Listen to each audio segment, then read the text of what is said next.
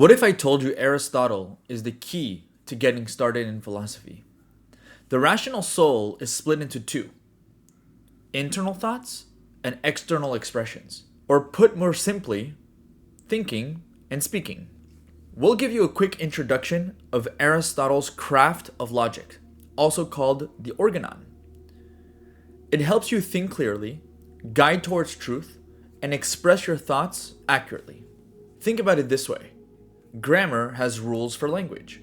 Code has syntax and rules for programming. Logic works exactly the same way. It has rules for thinking. Logic helps you think clearly and correctly. It's a tool you need for your mind for all kinds of knowledge: math, science, understanding the world around you, making good decisions, managing your home, leading communities. Actually, we could find a hint in this in the title of the entire craft of logic by Aristotle, the Organon. The Organon in ancient Greek means instrument, but for what? Of course, for the mind. It has to be. The entire Organon is dedicated to first principles, and most don't even engage with it. They don't even know about it. And yet, it is the entire basis for conducting proper reasoning or any kind of inquiry in philosophy. There's a beautiful quote by Maimonides in The Guide of the Perplexed, one of the greatest philosophers of all time, who says, "Accordingly, it is necessary for whoever wishes to achieve human perfection to train himself at first in the art of logic, then in the mathematical sciences, according to the proper order, then in the natural sciences, after that, in the divine sciences." Today, I'm going to show you how, with this Notion template, we're going to turn the first book of the Organon, the Categories, into your personal knowledge powerhouse. Okay, this is the first book of the Organon. So Aristotle's Categories stands as one of the most influential works on logic and metaphysics ever written. Composed in the 4th century BCE, this treatise explores the fundamental classification of being and reality, establishing the groundwork for understanding how we organize and categorize natural existence.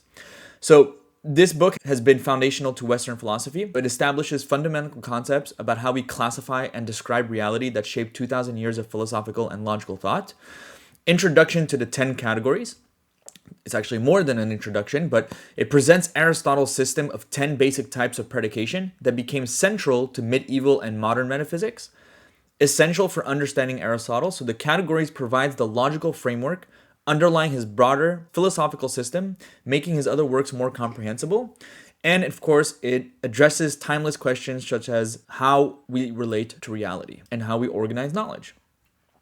So let's get started. So let's say, for example, you wanted to go and learn chapter 1. You could go ahead and actually just read it. So what I've done is actually put it in bold. You have the overall key concepts. Let's say, for example, you're done reading it. Okay, you finished chapter 1. You want to mark it as, completed. So what you could do is you could just go ahead and do completed, even check mark it if you want. You could even do for example, like a start date and a completion date, maybe even revisions, right? Like maybe you want to do multiple revisions of the same language, whatever it may be. I like to put like a comprehension level. Maybe this is like the first time or second time you're reading it or third time you're reading it and you're putting basic. If you read it 10 or 15 times, you could go to advanced. If you did it more, then you could go to master, right? So it all depends on how you want to keep track of it. But the whole idea is to keep track of your reading inside of Notion. And so you could go ahead and even say, for example, in progress as you're reading chapter 2, right? Maybe you have to stop in the middle. So this is a cool way to get organized. What I like to do, and the reason why I put it inside of Notion, is because I could use Notion with AI to understand a little bit more about the language that could be very terse in philosophy sometimes. And so you could use AI commands such as simplify language, or maybe create a table, or whatever it may be inside of Notion, which just makes everything easier. For example, let's go to chapter 1. Things are said to be named equivocally when, though they have a common name, the definition corresponding with the name differs for each. Thus, a real man and a figure in a picture can both lay claim to the name animal.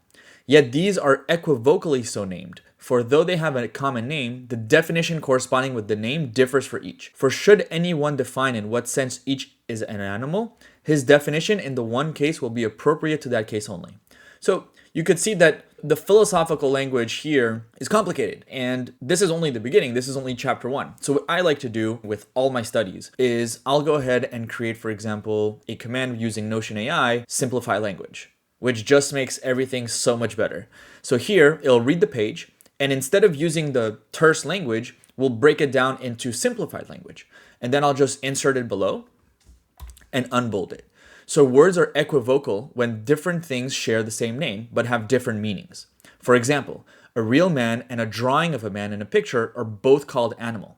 However, they're equivocal because even though they share the same name, animal, what we mean by animal is different in each case. If you explain what an animal means for each one, your explanation will be completely different. Okay, so now it's a much better understanding of the text and you can engage much better with it.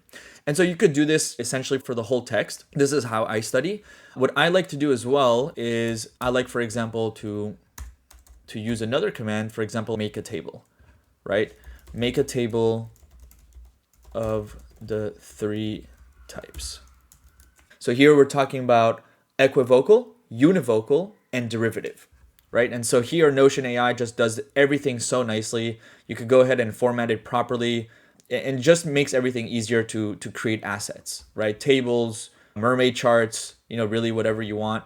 And that's how I study, right? And I've done this like for a bunch of different works, but this is just to give you like an idea of how to use the tracker inside of Notion. Now, of course, the AI capabilities only works if you have a Notion membership, right? For AI.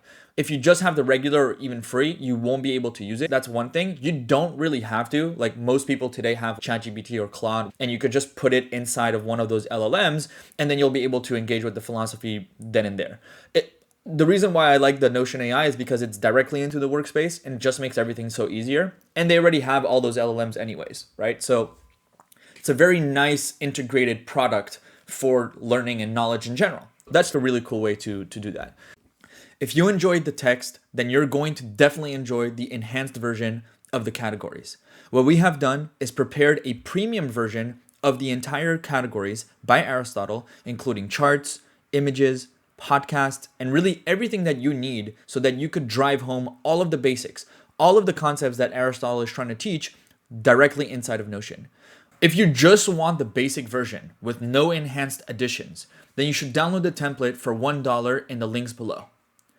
If you're interested in learning and joining our community of learners of classical wisdom and philosophy, then you should definitely join our free Discord community. Also, there's an amazing newsletter that we're preparing where we're sharing all the wisdom that we're gathering and learning every single week. Just click the link below inside of our description. If you want more content like this, or you have recommendations, please leave comments below and also subscribe to the channel.